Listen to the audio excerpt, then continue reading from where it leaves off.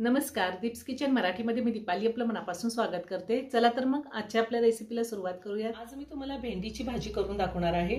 तर त्यासाठी आपल्याला काय साहित्य लागतं ते आपण पाहणार आहोत। पण त्याआधी तुम्ही जर माझं चॅनल सबस्क्राइब केलं नसेल तर नक्की सबस्क्राइब करा आणि शेजारील बेल आयकॉन क्लिक करा, म्हणजे मी ज्या रेसिपी अपलोड करते त्याचं नोटिफिकेशन तुम्हाला मिळेल आणि तुम्ही माझ्या रेसिपी बघू शकाल।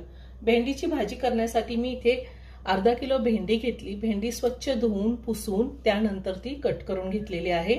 1 चमचा जिरे घेतलेले आहेत, कढीपत्ता घेतलाय, 6 ते 7 लसणाच्या पाकळ्या मी टेचून घेतलेल्या आहेत।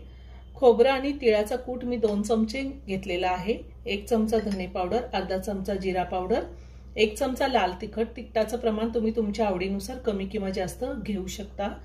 अर्धा चमचा चाट मसाला घेतलाय। तुमच्याकडे जर चाट मसाला नसेल तर अर्धा चमचा आमचूर पावडर वापरू शकता, आणि आमचूर पावडर सुद्धा नसेल तर लिंबाचा रस वापरला तरीही चालेल।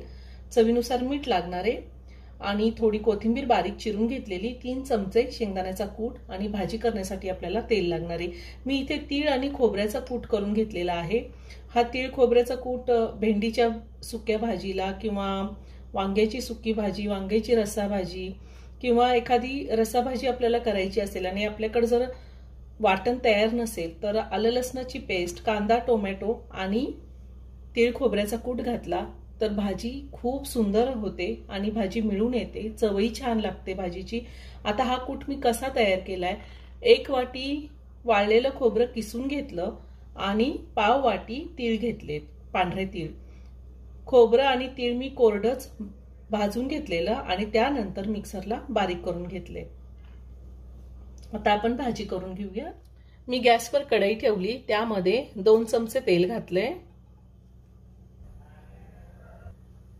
तेल गरम झाले, त्यामध्ये आपण जिरे घालूया, लसूण घालायचा आहे, कढीपत्ता घालूया आणि लसूण थोडासा आपण परतून घेऊया।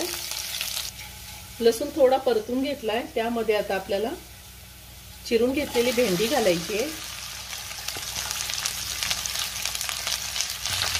भेंडी आपण साधारण 2 मिनिटं चांगली परतून घ्यायची आहे तेलावरती, म्हणजे भेंडीचा तिखटपणा कमी होतो। साधारण 2 मिनिटं मी भेंडी चांगली परतून घेतलेली आहे। भेंडी परतताना मी गॅसची फ्लेम हाय टू मीडियमवर ठेवलेली होती। आता आपण यामध्ये पावडर मसाले घालूया। धने पावडर घालायची आहे, जिरा पावडर, लाल तिखट आणि चाट मसाला। पुन्हा सगळं व्यवस्थित मिक्स करून घेऊया। आता चवीनुसार मीठ घालूया।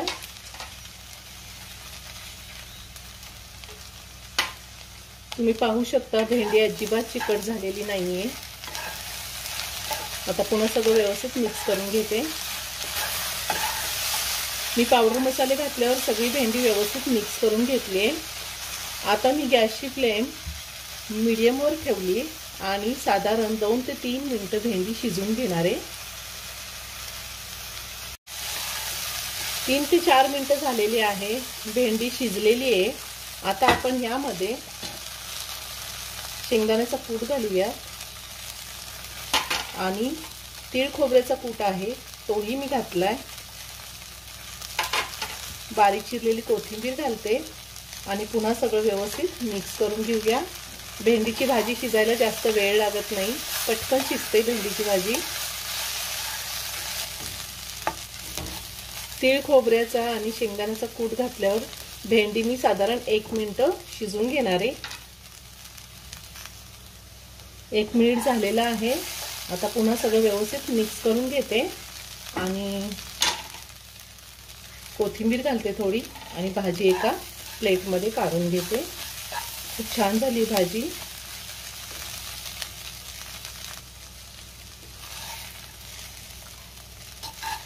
तयार झाली भेंडीची भाजी, खूप छान झाली आहे। तुम्ही एकदा नक्की करून पहा। व्हिडिओ जर आवडला तर व्हिडिओला लाईक आणि शेअर करायला विसरू नका। रेसिपी आवडली असेल तर कमेंट करून नक्की कळवा। पुन्हा भेटूया अशाच एका छानशा साध्या आणि सोप्या रेसिपी बरोबर। धन्यवाद।